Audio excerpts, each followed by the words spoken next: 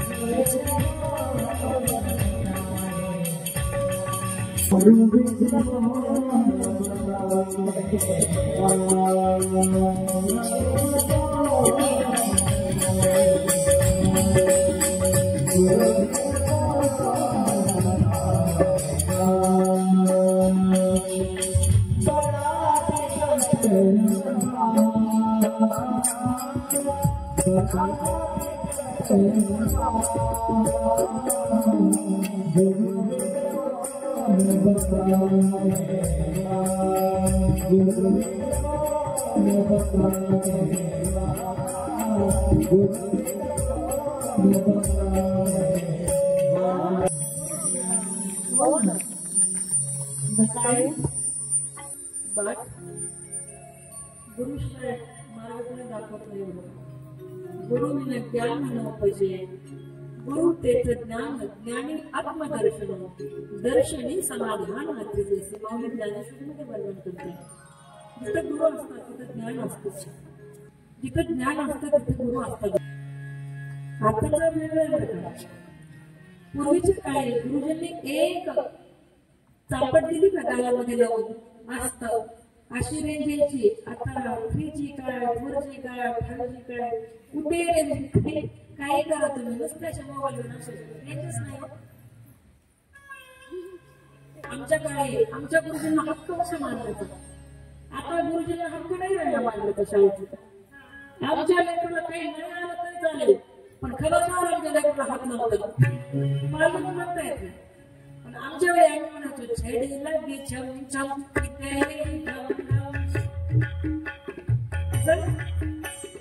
छेडीला गे छम छम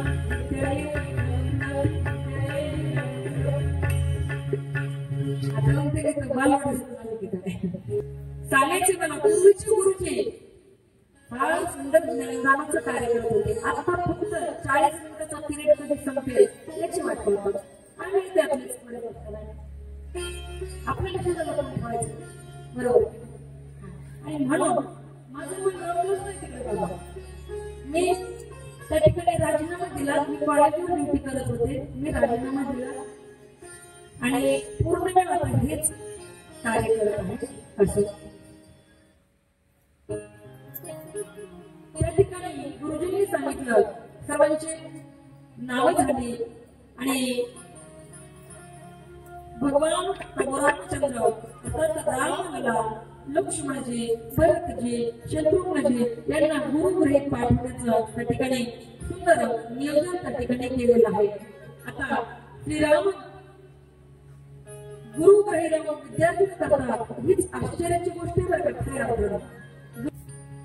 गुरु वैशिष्ट्यांकडे विद्यार्थी करतात आणि आपल्याला गुरुचे महत्व सांगण्यासाठी या लीला करतात. जे स्वतः अध्ययन करून सर्वांना समजावून सांगतात. ज्यांच्या अगदी धनुष्यबाण शोभून दिसतोय जेथे जेथे जातात तेथे तेथे सर्वजण त्यांना पाहण्यासाठी गर्दी करतात. बरं का.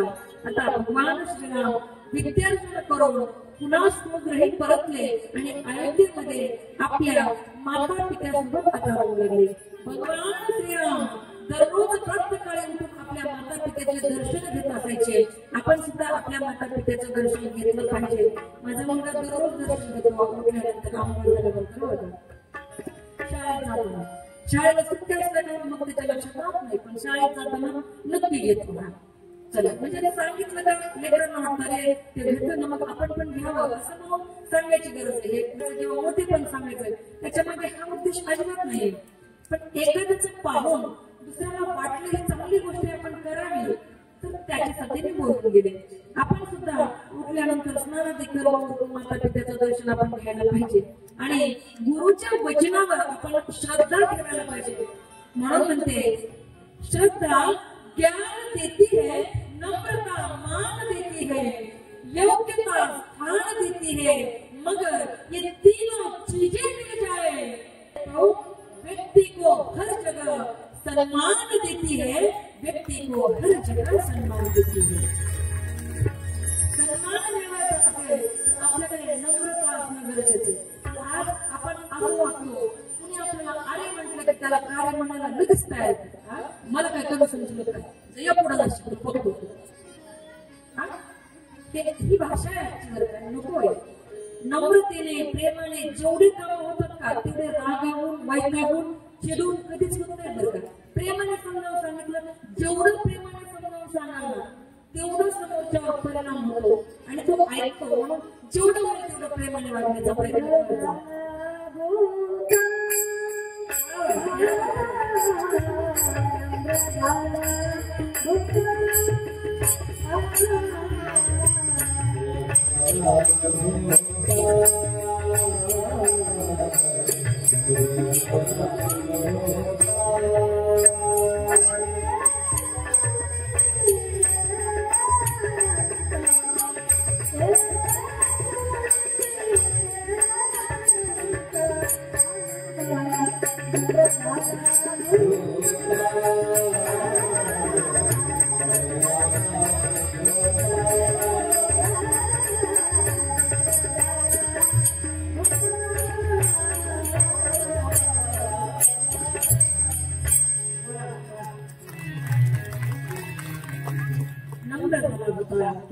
गेले आनंद त्या आनंदाला अर्थात भगवान परमात्म्याला पूर्णता येतं.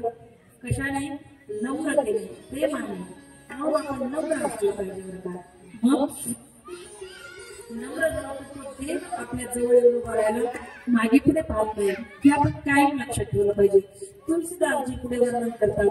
आता पुढचा कथा भाग आहे ना, लक्ष देऊन ऐका. तुलसीदासजी म्हणतात, यह सेव चरित्र कहाणे गाये, आगिली कथा सुन हो मन काय. आगिली म्हणजे पुढची कथा, अगदी लक्ष देऊन ऐका. विश्वामित्र महामुनी ज्ञानी, विश्वामित्र विषयात अत्यंत ज्ञानी आहेत. बसही पिपीला शुभ आश्रम जाणे, आपल्या आश्रमामध्ये त्या ठिकाणी वास्तव्य करत आहेत. ज्ञानी असणारे महामुनी विश्वामित्र वनामध्ये पवित्र स्थानी त्या ठिकाणी आश्रम करून राहत होते. तेथे जप तप योग साधना करत होते आणि त्या ठिकाणी असणारे मारीच आणि सुबाहू नावाचे असणारे राक्षस यज्ञ पाहताच त्या ठिकाणी धावून यायचे आणि यज्ञ विध्वंस करायचे. लेखा कोणाचे तेवढं त्यांना आवडत, लेखांना मी नाही आवडते.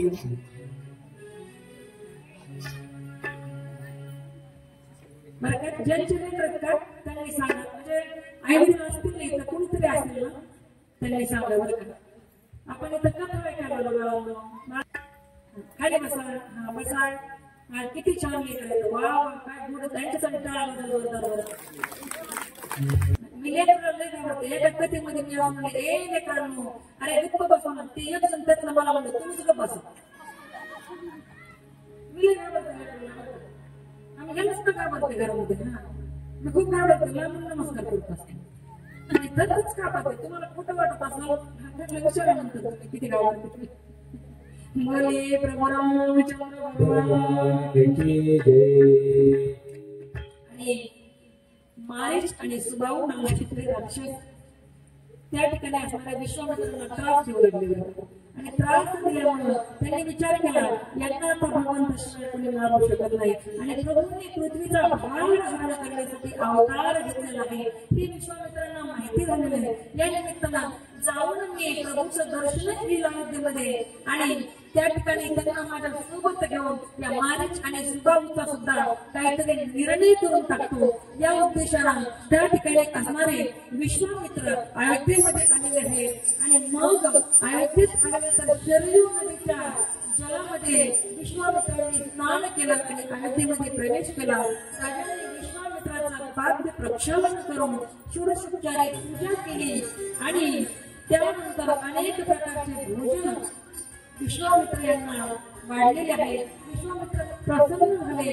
नंतर राजांनी 4ही पुत्रांना बोलावून दर्शन घ्यायला सांगितलं. विश्वामित्रांनी श्रीरामाच्या छबीकडे पाहिलं, श्रीरामाची शोभा, श्रीरामाच्या त्या मुखाकडे पाहिलं, श्रीरामाच्या मुखाची शोभा एवढी त्या ठिकाणी सुंदर पाहतच राहिले विश्वामित्राची. कारण देव असाच आहे, देवाकडे पाहतच राहावं वाटतं, नुसतं पाहत राहावं वाटतं. पण ज्याच्या अंतःकरणामध्ये त्याच्याबद्दल प्रेम आहे ना त्याला वाटतं पाहतो. आता बाकीचे लांबून हा चल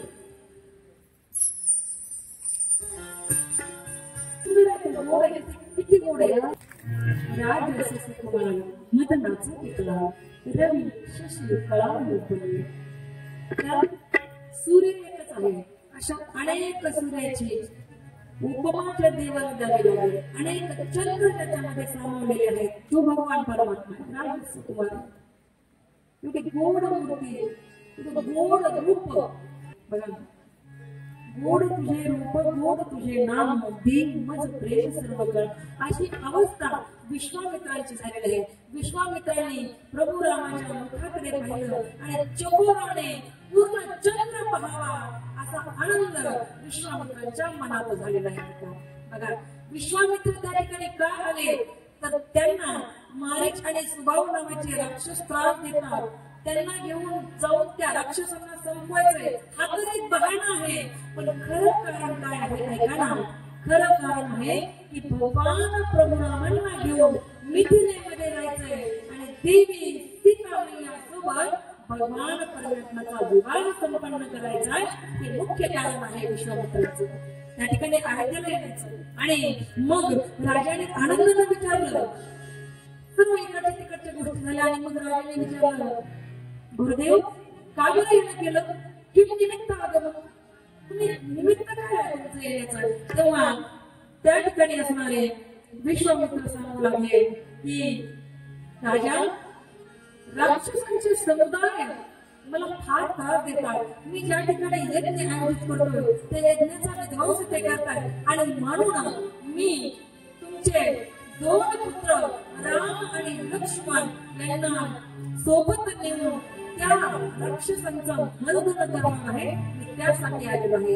एवढी गोष्ट दशरथ राजाने ऐकली आणि काळामध्ये तीव्र वेदना दशरथ राजाच्या झालीवर.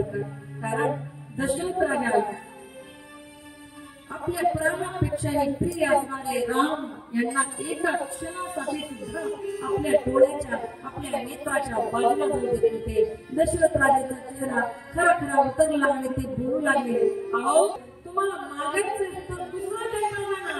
धन मागा, दौलत मागा, इस्टेट मागा, प्रॉपर्टी मागा, राज्य मागा, सुवर्ण मागा, गाई मागा, मी काहीही तुम्हाला द्यायला तयार आहे. पण माझ्या रामाला माझ्यापासून वेगळं करू नका. माझ्या रामाला वेगळं करू नका. ऐका ना, आपण पाहिलं असेल, आपण नेहमी ऐकतो आईचं लेकराला फार प्रेम असतं, फार प्रेम असतं. आपण नेहमी म्हणतो बघा, राम कुणाचा, कौशल्याचा. आपण सहज म्हणतो कौशल्याचा रामबाई, कौशल्याचा राम आपण म्हणत राहतो. पण ऐका, म्हणतोय आपण शुभा जिजाऊंचा, आपण नेहमी म्हणतोय कृष्ण देवकीचा किंवा यशोदेचा आपण म्हणतोय. पण ऐका ना, त्या ठिकाणी कृष्ण यशोदेचा म्हणतोय, कृष्ण देवकीचा म्हणतोय. पण यमुना मैयाला पूर आलेला असताना, मुसळधार पाऊस पडत असलेला असताना, गडगडाट विजांचा होत असताना यमुना नदी टोपली डोक्यावर ठेवून माझे वसुदेव त्या ठिकाणी घेऊन माझ्या कृष्ण भगवान पर्वताला गेले होते.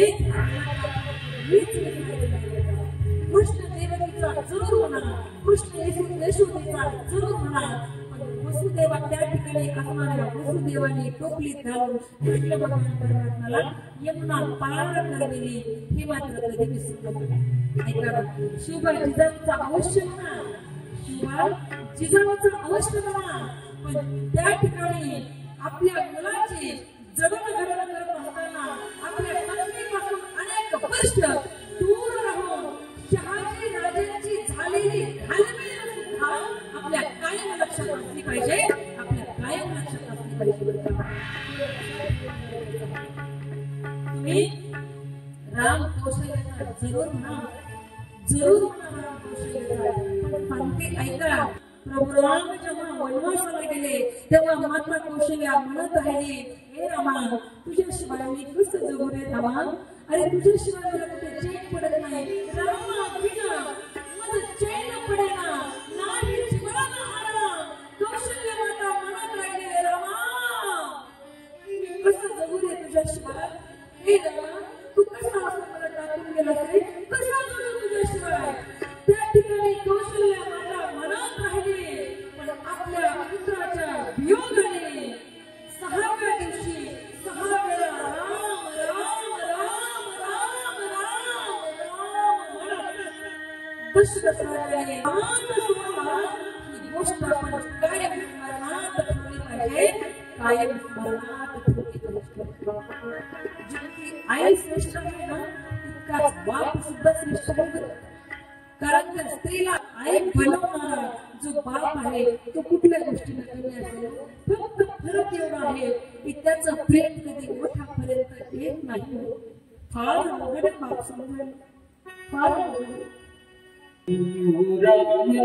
माया खेळ काळ्या वेगाने दाखविना गळ्यात जिजू जिजू संसाराचा गाडा मागला मोठा मधिया गणा काटला घडीभर तू बघड्या ऐक त्याची बाप लय अवघड हाय गड्या उमगाया बाप उमगाया बाप.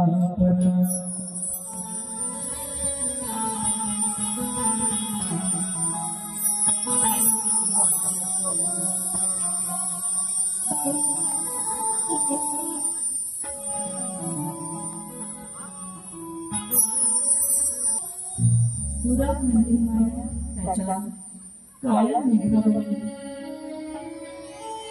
दाट होईना कधी पुन्हा डोळ्यातील पाणी. घडी भर थांब जरा ऐक त्याची धाप मी रामघर हाय गड्या माया बाप. बाप खरंच लवकर कुणाला समजत नाही.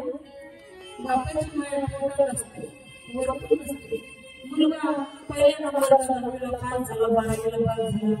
आईचे पापे किती जवळ किती आई त्याला सगळ्यांना सांगत होते, माझा मुलगा 10वीला पहिल्या नंबरने पास झाला, माझा मुलगा 12वीला पहिल्या नंबरने पास झाला. पण बाप ही गोष्ट ऐकल्याबरोबर मागच्या भावनाने मागे जातो, स्वीट होम मध्ये जाऊन पेढ्याचा बॉक्स घेऊन येतो आणि आपल्या लेकराच्या तोंडात धरतो. सांगू तुम्हाला दररोजची शिकवणी करून आई दुर्डीमध्ये ठेवेल ना. दररोजची भाकरी बनवून तुमच्या खाण्यासाठी आई दुर्डीमध्ये ठेवेल. पण जन्मभराची शिदोरी तुमच्यासाठी हा बापच निर्माण ठेवत असतो बघा. बाप आपल्या जन्मात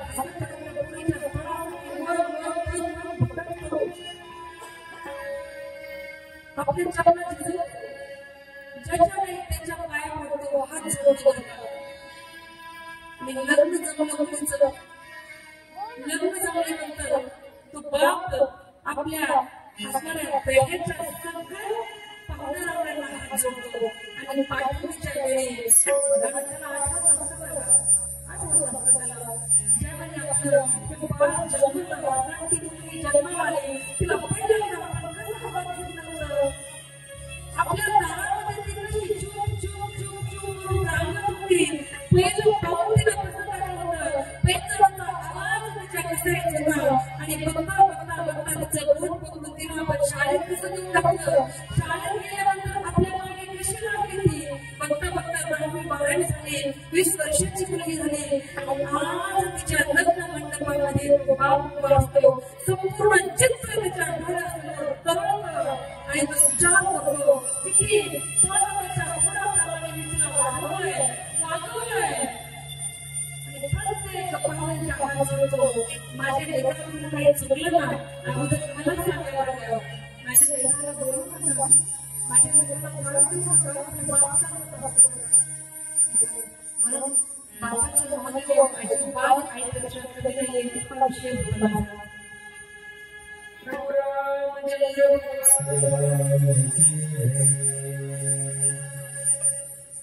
आणि तो बाप बोलतोय, माझ्या प्रश्नाची बोलताय की माझ्या रामाने माझ्यापासून वेगळं करू नका हो, तुम्ही काही मागा, मी दुसरं काही तुम्हाला द्यायला तयार आहे, तुम्ही माझे प्राण मागा, पण माझ्या प्राणाला प्रिय असणारे माझे राम लक्ष्मण मागू नका.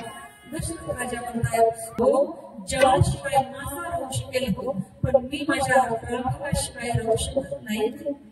अहो एवढ्या वर्षाने मला हे सौभाग्य प्राप्त झालंय की मला पुत्र प्राप्त झाले आणि तुम्ही माझ्यापासून माझा हा प्राण प्रिय असणारा ऐवज हा मोलाचा ठिकाण माझ्यापासून घेऊन जाताय आणि मी हा अनुभव माझ्या मनात घेतलाय. दशरथ राजाला प्राप्ती माझा आणि म्हणून तुम्ही काही मागा, हे काय असं मागू नका. दशरथ राजा म्हणतात, परंतु त्या ठिकाणी असणारे विश्वामित्र ऐकत नाहीये, राक्षसांना मारायचे आहो, भयानक राक्षस आहेत ते, अत्यंत किशोरावस्थेमध्ये माझी मुलं अतिशय नाजूक आहे, सुकुमार आहे, ते कशी त्या राक्षसांना मारतील. दशरथ राजा त्यांच्यासोबत विवाद करू लागले. त्यानंतर मग गुरु वशिष्ठांनी त्या ठिकाणी येऊन आपल्या असणाऱ्या राजाला समजावलं आणि मग विश्वामित्राकडे आपल्या पुत्रांना सोपवताना दशरथ राजा म्हणू लागले, मेरे प्राणनाथ सुत दो, मेरे प्राणनाथ सुत दो, तुम मुनि पिता आन नहीं को, तुम मुनि पिता आन नहीं को. माझ्या प्राणापेक्षा सुद्धा प्रिय असणारे माझे 2 मुलं मी तुमच्याकडे देतोय. आजपासून तुम्हीच त्यांचे आई वडील आहात आणि तुम्हाला त्यांची काळजी घ्यावी लागेल. राजाने अनेक आशीर्वाद देऊन पुत्रांना अर्थात विश्वामित्राच्या स्वाधीन केलं. मग प्रभू मातीच्या भागात गेले, मातीचं दर्शन घेतलं. आता सर्वजण वनाच्या दिशेने चालत आहेत. श्याम रंगाचा एक आणि गौर रंगाचा एक असणारा हा दशरथ राजांचे हे पुत्र असणारे सुंदर खांद्यावर धनुष्य आहेत. विश्वामित्र विचार करतात, धन्य आहेत प्रभू, माझ्यासाठी भगवंताने आपल्या पित्याचं घर सुद्धा त्यागलं आणि मग त्या मुलीसोबत विश्वामित्रासोबत राम आणि लक्ष्मणजी चालत आहेत. जात असताना गुरुच्या प्रेरणेने वाटेतून जात असताना बोलणं चालू आहे, चर्चा चालू आहे आणि बाजूला असणारी महाभयंकर ताडकाळ नावाची राक्षसी ती त्यांचं बोलणं ऐकते. मध्येच आली. प्रभुरामाने विचारलं, अहो गुरुदेव कोण आहे? गुरुदेवाने सांगितलं, हीच तर सगळ्या गोष्टींची मूळ आहे, संपूर्ण महिला आणि क्षणाचा हे विलंब करता एका बाणामध्ये तार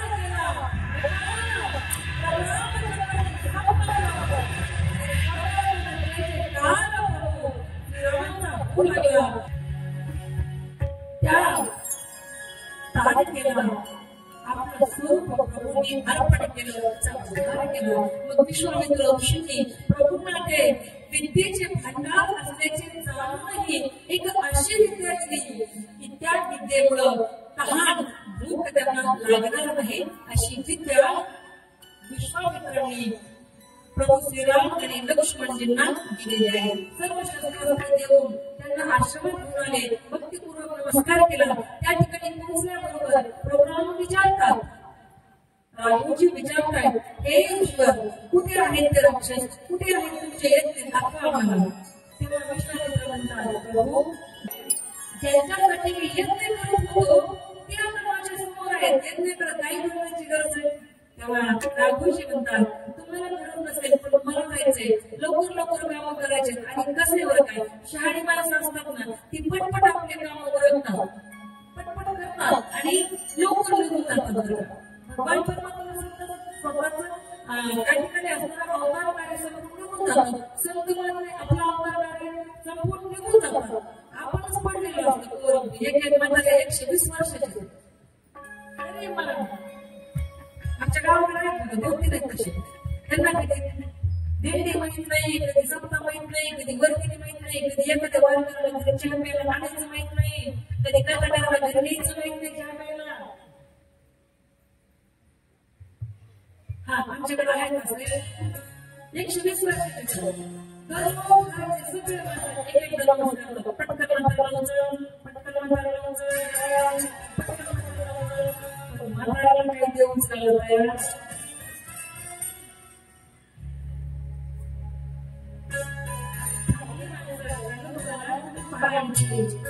जगामध्ये चांगली माणसं जी असतात, चांगलं वागतात, चांगलं बोलतात, चांगले राहतात, इतरांचं भलं व्हावं यासाठी प्रयत्न करतात, त्या माणसांना जास्त आयुष्यच नाही. जगद्गुरु तुकोबा 42 वर्ष जगले. 42 वर्ष या भूमीवर जगद्गुरु तुकोबा. स्वामी विवेकानंद 39 वर्ष. छत्रपती शिवाजी महाराज फक्त 50 वर्ष. छत्रपती संभाजी महाराज फक्त 32 वर्ष. जगात अनेक सांगायचे तिकडे गेले मग वापस यायला उशीर करायला म्हणून पटकन येतो. प्रभू रामचंद्र भगवान.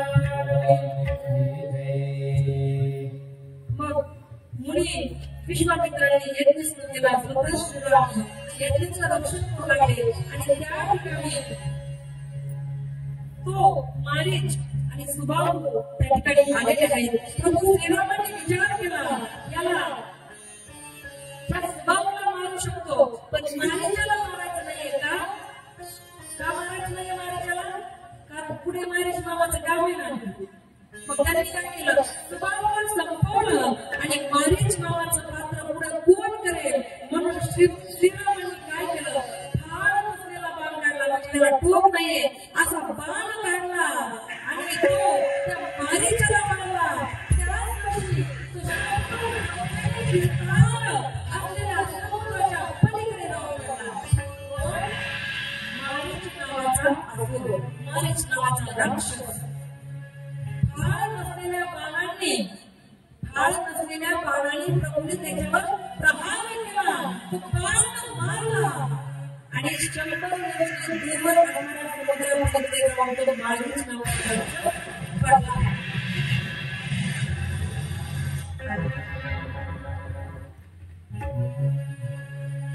त्या ठिकाणी मग त्यानंतर प्रभूने सुबाहूला अग्निबाण मारून भस्म केलेला आहे आणि याची विशाल असुरी सेना, या सेनेला लक्ष्मणाने एकाच बाणामध्ये संपवलं. देवी देवता आकाशातून पुष्पवृष्टी करू लागले, गंधर्व गायन करू लागले, रंभा उर्वशी नाचू लागल्या. प्रभूचं पहिलं कार्य आहे घराच्या बाहेर पडल्यानंतर आनंदी आनंद त्या ठिकाणी स्वर्गामध्ये ठिकाणी आनंद विभोर प्रभू म्हणाले, आता काय करायचंय गुरुजी, आता काय करायचं ते विश्वामित्राच्या आश्रमामध्ये प्रभू रामचंद्र काही काळ त्या ठिकाणी थांबले. रामनावर कृपा केली. त्यांनी मोठ्या भक्तिभावाने श्रीरामांना पुराणातील बऱ्याच कथा सांगितल्या आणि त्या प्रभू श्रीरामांनी भक्तिभावाने ऐकल्या. वास्तव सगळ्या कथा यांना माहिती आहेत, सगळ्या कथांचा उगमच देवापासून आहे, तरी सुद्धा त्यांनी त्या कथा श्रवण केल्या, ऐकल्या आणि मग त्या ठिकाणी वशिष्ठांनी सांगितलं की आता आपल्याला काय करायचंय. एका यज्ञाची आता तुम्ही रक्षा केली. विश्वामित्र बोलतायत, तुम्ही आता माझ्या यज्ञाची रक्षण दिली, परंतु आपल्याला कुठे जायचे आता? तर आपल्याला जायचंय मिथिला नगरीमध्ये, जो यज्ञ प्रारंभ होणार आहे, धनुष्य यज्ञ नामक. तुम्ही त्या यज्ञासाठी माझ्या सोबत येणार आहात. प्रभू श्रीरामांनी लक्ष्मणांनी होकार दिला आणि निघाले. आता भगवान प्रभू रामचंद्र आणि लक्ष्मणजी त्या ठिकाणी गुरुदेवांसोबत निघाले, विश्वामित्रासोबत निघालेले आहेत. चालता चालता वाटेत श्रीरामांना एक आश्रम दिसला. त्या आश्रमामध्ये कुणीही राहत नव्हतं, अगदी ओस पडलेला आश्रम होता. आणि प्रभूंनी तो आश्रम पाहिला. आश्रमाकडे पाहिल्यानंतर प्रभू विचार करतात, अहो हा आश्रम त्या ठिकाणी कुणाचा आहे? कोण राहतो आश्रमामध्ये? तेव्हा असणारे विश्वामित्र म्हणू लागले की हा आश्रम गौतम ऋषींचा आहे. परंतु एक विचार का, या आश्रमाकडे कोणी तिकडं पाहत नाही हो. प्रभू म्हणू लागले, जिकडे कोणी पाहत नाही तिकडे मी पाहतो. काय म्हणतात भगवान? जिकडे कोणी पाहत नाही तिकडे मी पाहतो. आणि तेवढ्यात भगवान प्रभू रामांची नजर तिथं असणाऱ्या शिळेवर गेली. शिळा पाहिल्यानंतर प्रभूने विचारलं, हा काय प्रकार आहे? ही शिळा तिथे काय करते? तेव्हा सर्व वृत्तांत विश्वामित्राने सांगितला आणि सांगितलं की जेव्हा तुमचा जन्म होईल, जेव्हा तुमचा अवतार कार्य सुरू होईल आणि तुमच्या अवतार कार्यामध्ये या शिळेला तुमच्या पायाची त्या ठिकाणी स्पर्श होताच, पाय धुवून लागताच त्या सुंदर शिळेवरून अहिल्या प्रकट होईल. प्रभू रामचंद्र म्हणाले, जिकडे कोणी पाहत नाही ना तिकडे माझं लक्ष असतं. आणि खरं बरं का, जिसका कोई नहीं उसका तो खुदा है यारो, जिसका कोई नहीं उसका तो खुदा है यारो. मैं नहीं कहता, मैं नहीं कहती, किताबों में लिखा है जिसका कोई उसका तो खुदा है यारो.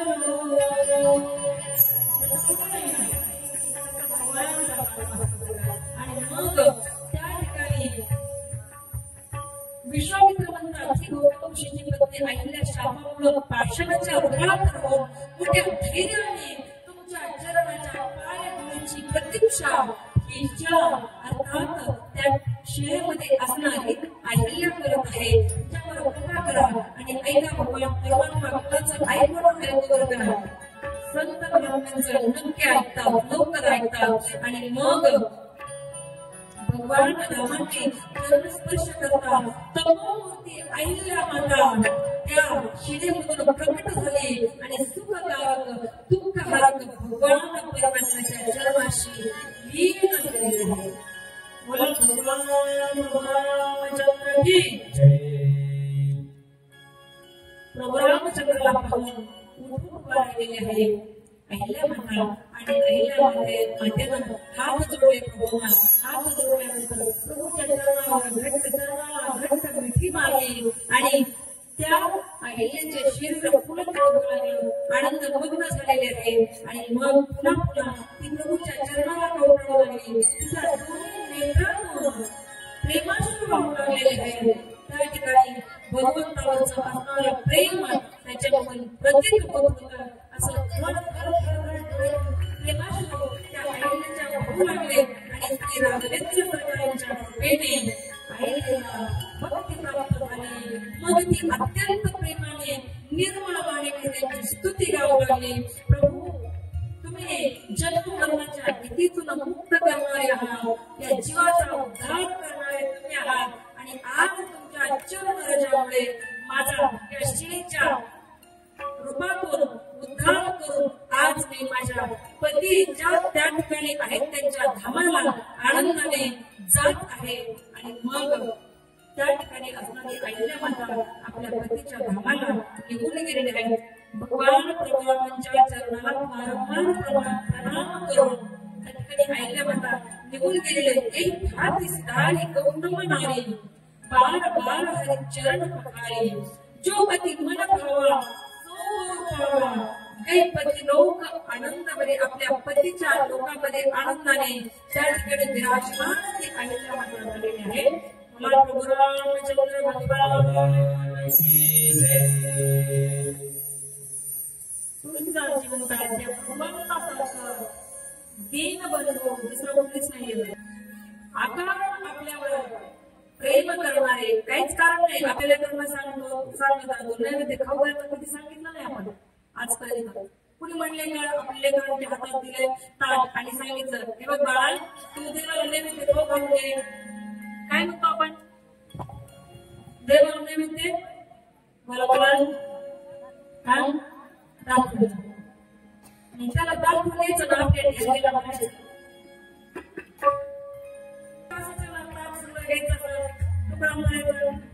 त्याला भाषेमध्ये बोलायचं देवाच्या तोंडाला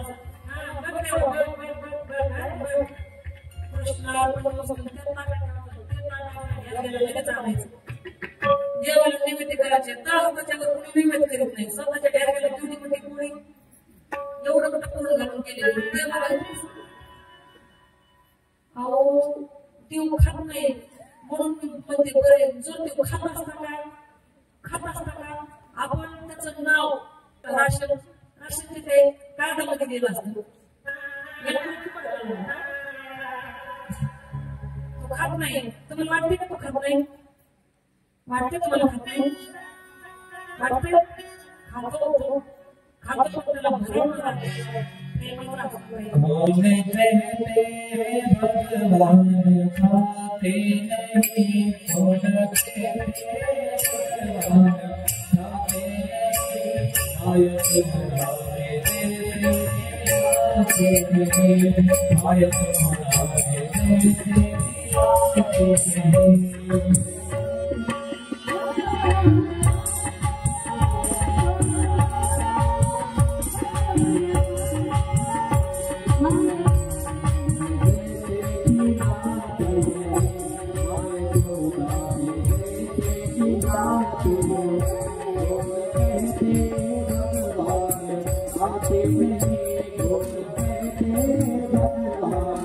खाते नहीं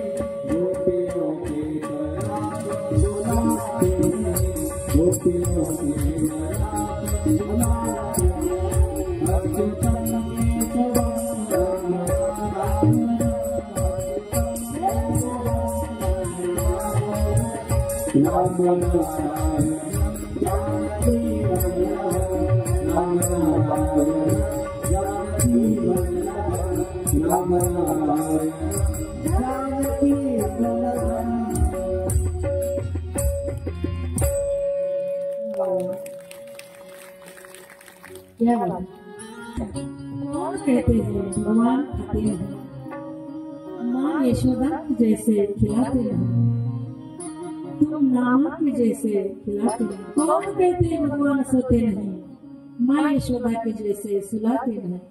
कौन कहते हैं भगवान आते नहीं तुम मीरा के जैसे बुलाते नहीं। कौन कहते हैं भगवान नाचते नहीं तुम गोपियों के जैसे नचाते नहीं। कोण म्हणताय हो भगवान येत नाहीत खात नाहीत झोपत नाहीत नाचत नाहीत कोण भगवान सगळं करतो. तो भगवान परमात्मा सगळं करतो पण त्याच्यासाठी अंतःकरणामध्ये तेवढं प्रेम असावं लागतं. अहो गवळणीच्या कब्बर ताकावर देऊन नाचला हो कब्बर ताकावर गवळणी त्याला प्रेम म्हणायची माहिती का ए कृष्णा एक नया एला एकदा अरे त्याला ठुमका मारून दाखवू नये कसं नाचतो ना तो ठुमक कमाचा काकी एक ठुमका लगाओ मगर ढेर सारा माथो तुम्हें खिलाऊंगा तो एक मैं ठुमका लगाऊं वो मंजूर है ही वृंदावनची भाषा आहे. वृंदावनातली भाषा फार गोड फार सुंदर फार गोड आणि सोपी सुद्धा. देवानं कब्बर ताकावर नाचावं गवळणींच्या इशाऱ्यावर असं देव कुठे भेटेल का नाही भेटणार. त्याच्या प्रेमामध्ये गवळणी हरवून जायच्या आणि गवळणींच्या प्रेमामध्ये कृष्ण कन्हैयाला सुद्धा काहीच आठवण राहत नव्हती. प्रेम याला म्हणतात याला प्रेम म्हणतात. आठवण गेले भाव झाला स्वयंमेव पांडव प्रेम याला म्हणतात. आपण आठवच नाही आपल्याला आपण कोण आहोत कुठं आहोत आणि तुम्ही कधीला आहात सांगू तुम्हाला 3 तास घरात तुमच्या प्रपंचात काय त्रास आहे तुम्हाला आठवतच नाही. खरंय ना मावळ्यांना? खरंय ना? खरं. आणि तुम्हाला ज्या ठिकाणी स्वतःच्या संसारामधलं दुःख आठवतच नाही ना तोच हर स्वर्ग आहे बरं. याच्यापेक्षा वेगळा स्वर्ग काय असतो? तोच स्वर्ग, वेगळा स्वर्गच नाही. हाच मोक्ष आहे. इथे भगवंताची कथा चालू आहे, संकीर्तन चालू आहे. आपण प्रपंच सोडून नवरा लेकरं घर दार सगळं सोडून या कथेच्या मंडपात येऊन बसलोय आणि आपल्याला कशाचीच आठवण येत नाही तर समजून जायचं नक्की आपण मोक्षात आहोत, आपण स्वर्गात आहोत. याच्यापेक्षा वेगळं असं काहीच नसतं. एकानं मला विचारलं ताई तुम्ही एवढं सांगता, एवढे कथा करता, रामकथा, तुम्ही एवढे शिवपुराण कथा करता, भागवत कथा करता, कीर्तन करता, खरंच तुम्हाला देव भेटणार आहे, खरंच तुम्हाला स्वर्ग भेटणार आहे? मी म्हटलं दादा कथा करून कीर्तन करून आम्हाला देव भेटेल की नाही माहित नाही, स्वर्ग भेटेल की नाही माहित नाही, पण कथा कीर्तन करून आणि कथा कीर्तन ऐकून आपलं जीवनच स्वर्गमय होऊन जाईल. बाकी स्वर्गाची अपेक्षा करायची गरजच नाही. स्वर्गाची अपेक्षा काय करायची गरज? आपलं जीवन स्वर्गमय करून इथंच टाकायचं आपल्याला. आणि खऱ्या अर्थानं हा स्वर्ग आहे. वरती गेल्यानंतर आपलं पुण्य संपलं की पुन्हा खाली यावं लागते, दुःख नाकावं लागते. सगळ्याची पुण्याची पावती सरे येऊ लागती माघारी मृत्यू, इथं वापस यावं लागतं. पण इथं आल्यानंतरच आपल्याला कथा कीर्तनाचा हा आनंद घेता येतो. इथं इतका सुंदर गोड इथं हा आनंद जो आहे ना आपल्याला भेटतोय तो स्वर्गात नाहीये, कैलासात नाहीये, वैकुंठात नाहीये, कुठंच नाहीये. तो फक्त आणि फक्त मृत्यू लोकांमध्ये आहे. म्हणून मृत्यू लोक अत्यंत गोड, अत्यंत सुंदर, अत्यंत भाग्यवान आहे ज्यामध्ये आपलाही जन्म झालाय आणि आपण या मृत्यू लोकांमध्ये भगवंताच्या कथेमध्ये येऊन बसलेलो आहोत. बोला प्रभू रामचंद्र भगवान की जय. कथेला येऊन आपण म्हणलं का जरा नामस्मरण करू ना, जरा भगवंताचं नामस्मरण घ्या, जरा नाचा गा डोला म्हणा. लोक काय म्हणतात माहिती का? आपण म्हणावं अहो थोडं बोला, म्हणत चला, गायन करा, थोडस म्हणत चला, मागे कवयना पुढे कवयना काहीतरी म्हणा. आपण माणसं काय म्हणतात भजन होय करू ते आम्ही नंतर कधी म्हातारपणे. आता तर कुठं आमचे खायचे पैसे दिवस आहेत. मग मी म्हणते म्हातारपणे भक्ती करो काळ काळा तुझा आज्ञाधार. आपल्या काही बापानं घरी ठेवलं नाही काळाला, आपण जेव्हा म्हणतो तेव्हा आपल्याला उचलून घेऊन जायला नाही. रोज कहते हो कल सुमिरन करेंगे, कल सुमिरन करेंगे, कल फुर्सत न मिली तो क्या करोगे, कल फुर्सत न मिली तो क्या करोगे, इतनी मोहलत न मिली तो क्या करोगे. रोज कहते हो कल सुमिरन करेंगे, कल सुमिरन करेंगे, कल सुमिरन करेंगे, कल आंख ही न खुली तो क्या करोगे, कल आंख ही न खुली तो क्या करोगे. काय करणार उद्या? आपल्या डोळ्याच उघडणार, सकाळी उठवायचं विसरून गेला आपल्याला. कोण तो? म्हणजे आपण नाही. ते म्हणतो लहान होतो हे उठकी 7 वाजले, उठकी 8 वाजले. तेव्हा विचारलं ते म्हणतात नाही उठतो ते. नाही ना, बायको नवरा हे नैमित्य आहे, निमित्त आहे. खरा उठवणारा तो आहे. त्याच्या मनात आलं उठवायचं की याच्या दारासमोर गर्दी जमवायची.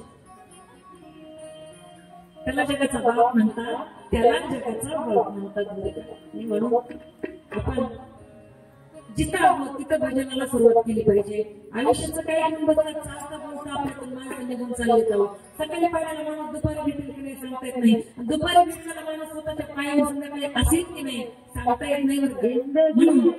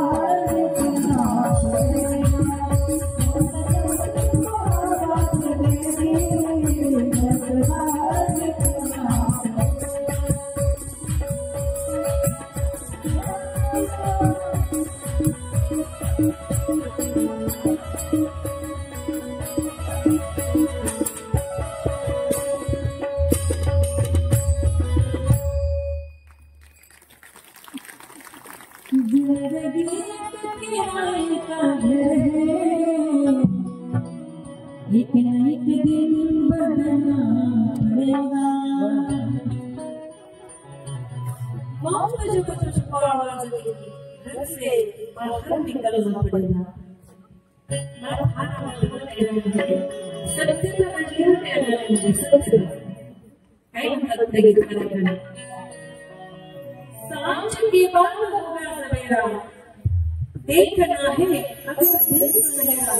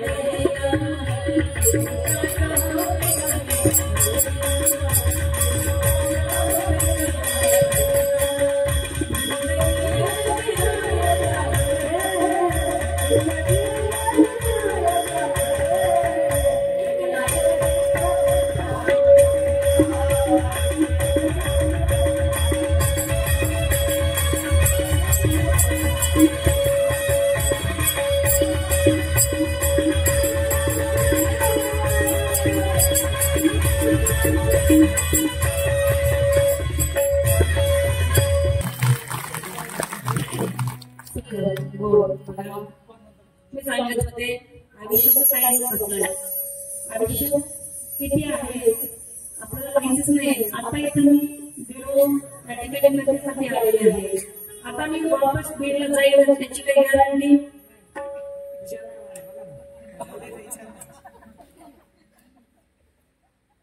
वापस बीडला जाण्याची गॅरंटी नाहीच आहे, खरंच नाही। मेरी तो भाग सोडून खरंच नाही गॅरंटी, पण जरी गॅरंटी नसली तरी माझ्या निष्प्राण देहाला तरी तिथपर्यंत त्याची गॅरंटी मात्र नक्की आहे। प्रभू रामचंद्र भगवान आयुष्य म्हणजे एक शाळा, आयुष्य म्हणजे ही फार अवघड शाळा आहे। आपण कोणत्या वर्गात आहोत, आपण कोणत्या वर्गात आहोत हे आपल्याला माहित नसतं। पुढची परीक्षा कोणती हेही आपल्याला माहित नसतं, पुढची परीक्षा कोणती याची आपल्याला कल्पना नसते। कुणाची कॉपी सुद्धा करता येत नाही,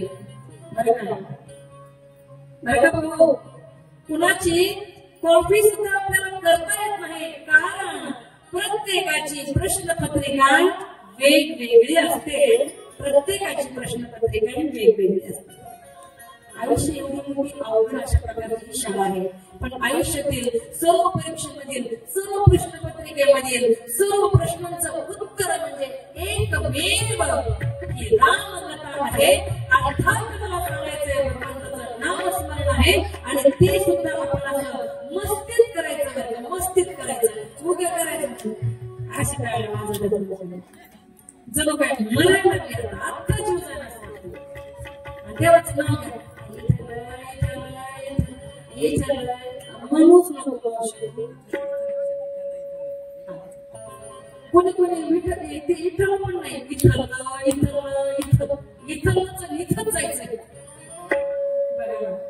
मस्तीत आपल्याला परमार्थ करता। म्हणजे सांगू तुम्हाला आपला प्रपंच सुद्धा तेवढ्याच मस्तीत असावा आणि आपला परमार्थ सुद्धा तेवढ्याच मस्तीत असावा आणि पुढे जाऊन सांगते तेवढ्याच शिस्तीत सुद्धा असावा। प्रभू रामचंद्र भगवान की जय।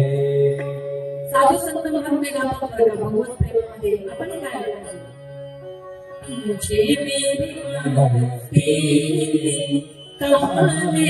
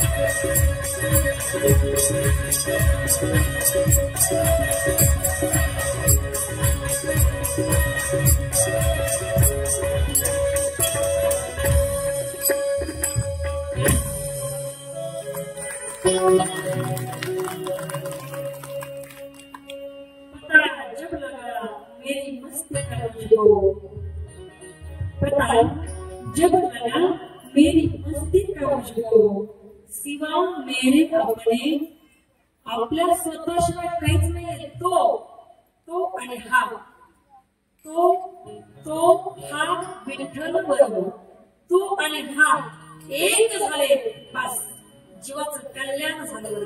कल्याण ते झालं पाहिजे. म्हणजे बघ वसुबाई तुलसीदासजी म्हणतात, तुलसीदास सत ते भजू. सत्य म्हणजे काय? सरकलेलं थोडंसं. तुलसीदास स्वतःला म्हणतात हा सरकलेला तुलसीदास आहे ना, सट. आपण म्हणतो ना सट कलय का जरा तुझं, आणि ते गाणं नाही का, आता माझी सट झाली नाही का ते, तसं तुलसीदास स्वतःला काय म्हणतात, तुलसीदास सत तेही भजू छाडी कपट जंजाल. तुलसीदास सुद्धा तुला असं बसतोय, कपट आणि जंजाल म्हणजे जाळ, हे मोहाचं जाळ, हे कपट सोडून हा सरकलेला सटकलेला तुलसीदास सुद्धा तुला असं बसतोय. कसं? तू आणि मी वेगळंच नाही. आणि जेव्हा तो आणि आपण वेगळं नाही असं आपल्याला वाटायला लागतं ना, तेव्हा भक्तीमध्ये आनंद यायला लागतो. तेव्हा भक्तीमध्ये आनंद असतो. मग प्रभू श्रीरामांनी अहिल्या मातेला पावन गती दिली बरं का. आणि चालतोय पुढे, आता गंगेचा पावन तट दिसतोय. श्रीराम लक्ष्मण विश्वामित्रांच्या सोबत पावन गंगेच्या तटावर आले. महाराजांनी विश्वामित्रांनी देव नदी गंगा पृथ्वीवर कशी आली, विश्वामित्रांनी देवगंगा नदी पृथ्वीवर कशी आली याची संपूर्ण कथा सांगितली. त्यानंतर पवित्र गंगेचं दर्शन घेऊन स्नान केले. त्यानंतर मुनी विश्वामित्र राम लक्ष्मण यांना घेऊन मिथिला नगरीमध्ये आलेले आहेत. गेल्यानंतर एका आंब्याच्या बागेमध्ये ते थांबलेले आहेत. रामप्रभू आणि लक्ष्मणजी गुरु विश्वामित्रासोबत आलेले. त्या ठिकाणी ही वार्ता असणाऱ्या मिथिला नरेश असणारे जनकजी यांच्यापर्यंत पोहोचलेले आहे. आणि जनकजी राजा त्या ठिकाणी आलेले आहेत. विश्वामित्रांना प्रणाम करून जनकजी विचारू लागले. बऱ्याच दिवसानंतर येणं झालं. राम लक्ष्मण बाजूला उभे आहेत. जनकजी विचारतात, हे सुंदर बालक कोणाचे आहे? विश्वामित्रजी, हे सुंदर मुलं कोणाचे आहे? तेव्हा विश्वामित्र सांगू लागले की माझ्या कन्येची रक्षा करण्यासाठी मी यांना अयोध्या नगरीमध्ये जाऊन दशरथ राजाकडून जबरदस्तीनं मागून आणले. आणि आज मी त्यांना या मिथिलेमध्ये मनुष्य यज्ञ पाहण्यासाठी या ठिकाणी घेऊन आलेलो आहे. असं ऐकल्यानंतर जनकजीने सांगितलं की चक्रवर्ती सम्राटाची मुले, सम्राट आहे ना चक्रवर्ती दशरथ राजा, चक्रवर्ती सम्राटाची मुले या बाग बगीच्यामध्ये आंब्याच्या पर्णकुटीमध्ये कशी राहतील? तर यांना मिथिलेच्या राजवाड्यातील अत्यंत सुंदर असं भवन राहण्यासाठी दिलं. आता मिथिला नगरी एवढी सुंदर आणि मिथिला तिला नरेशाचा तो राजवाडा किती सुंदर असेल तुम्ही कल्पना करा फक्त. अशा असणाऱ्या सुंदर राजवाड्यामध्ये जी सर्वात सुंदर रूम असेल आपण रूम म्हणतात भवन म्हणतात त्याला. भवन म्हणजे आपला 5-6 रूमचा बंगला असतो का आपल्याला वाटतं मी म्हणजे एवढा 5-6 रूमचा बंगला बांधलाय. मी असे आपले किती पण येतात का लागतील तेव्हा त्यांचा राजवाडा तयार होईल. तशी काय मला अजूनपर्यंत कुठे कथेमध्ये सांगितलं नाही. पण असं म्हणतात की त्या राजवाड्याचं वर्णनही करता येत नाहीये. इतका भव्य दिव्य असा असणारा राजवाडा आणि त्या राजवाड्यामध्ये सर्वात सुंदर भवन असणारं प्रभू श्रीरामांना आणि लक्ष्मणजी विश्वामित्रांना राहण्यासाठी मिथिला नरेश जनक राजाने दिलेलं आहे. आणि मस्तपैकी सुंदर प्रकारे त्या ठिकाणी राहू लागले. सकाळ दुपार संध्याकाळ विश्वामित्रजी कथा सांगतात प्रभू श्रीराम आणि लक्ष्मणजींना